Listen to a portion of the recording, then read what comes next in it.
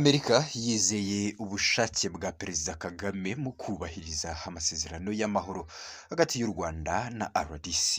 Nitwa Eric Manishimwe, icyo mbifuriza n'umutekano n'amahoro menshi no guhirwanya na Nyagasani. Leta Zunze Ubumwe za Amerika yagaragaje ko idashidikanya ku bushake bwa Perezida Paul Kagame bwo kubahiriza ibikubiye mu masezerano u Rwanda ruherutse kugirana na Repubulika Iharanira Demokarasi ya Kongo, hagamijwe guhosha umwuka mubi umaze igihe hagati y'ibi bihugu byombi. Ni ingingo yagarutsweho n'umujyanama wa perezida wa Leta Zunze Ubumwe za Amerika mu bufatanye na Afurika, Masad Boulos, mu kiganiro yagiranye n'umunyamakuru Mark Parham wa France 24. Uyu munyamakuru yabajije Masad Boulos ikigomba kubanza hagati yo gusenya FDLR no gukuraho ingamba z'ubwirinzi z'u Rwanda. Uti yasubije iki? Ibyo bintu bigomba kujyanirana kandi impande zombi zemeranyije gushyiraho urwego rw'umutekano ruhuriweho, kandi iki ni ikintu cy'ingenzi cyane mu bijyanye n'aya masezerano. Bwa mbere bashyizeho urwego rw'umutekano ruhuriweho, aho ibintu byose bizemeranywaho ndetse bigategurwa n'impande zombi. Gusenya FDLR ni ingenzi cyane, kimwe no gukuraho ingamba z'ubwirinzi bikozwe n'u Rwanda. Birajyana kandi bikwiriye gukorwa icyarimwe mu buryo bworoheye impande zombi. Gusenya umutwe wa FDLR wagize uruhare muri jenoside yakorewe Abatutsi no gukuraho ingamba z'ubwirinzi z'u Rwanda ni imwe mu myanzuro ikubiye mu masezerano y'amahoro u Rwanda na RDC byashyizeho umukono ku ya 27 Kamena uyu mwaka nyine wa 2025 i Washington DC.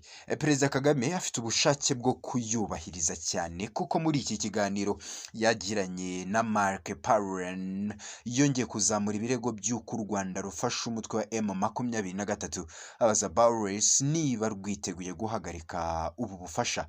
Mu gusubiza, Boulos ntiyigeze avuga ko u Rwanda rufasha M23, ahubwo yashimangiye ko Perezida Kagame afite ubushake bwo kubahiriza ibikubiye muri aya masezerano. Ati Perezida Kagame yagaragaje ko yiteguye gushyira mu bikorwa iby'aya masezerano y'amahoro, yashimangiye ko ashyigikiye kurangiza mu mahoro iyi ntambara.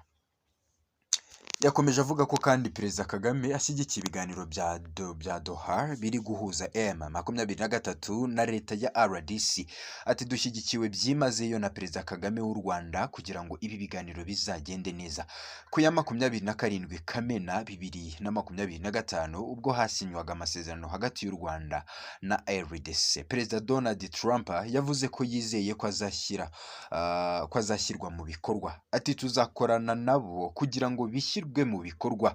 Bo ku giti cyabo bashobora gushyira mu bikorwa aya masezerano, ariko tuzabashyiraho igitutu kugira ngo bishyirwe mu bikorwa.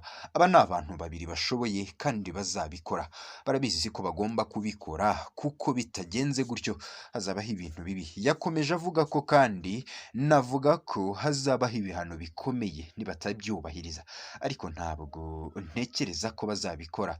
Ariko dufite ibihano bikomeye by'ubukungu uretse gusenya FDLR no gukuraho ingamba z'ubwirinzi z'u Rwanda. Aya masezerano arimo n'izindi ngingo zirimo kubaha ubusugire bwa buri gihugu no gukumira amakimbirane, guhagarika imirwano, kwambura intwaro no gushyira mu buzima busanzwe imitwe itari iya leta yitwaje intwaro, gushyiraho itsinda rihuriweho rigenzura ibijyanye n'umutekano, gufasha gucyura impunzi, gushyigikira ubutumwa bw'ingabo za Loni ziri muri RDC MONUSCO no gushyiraho uburyo bw'imikoranire mu by'ubukungu mu karere.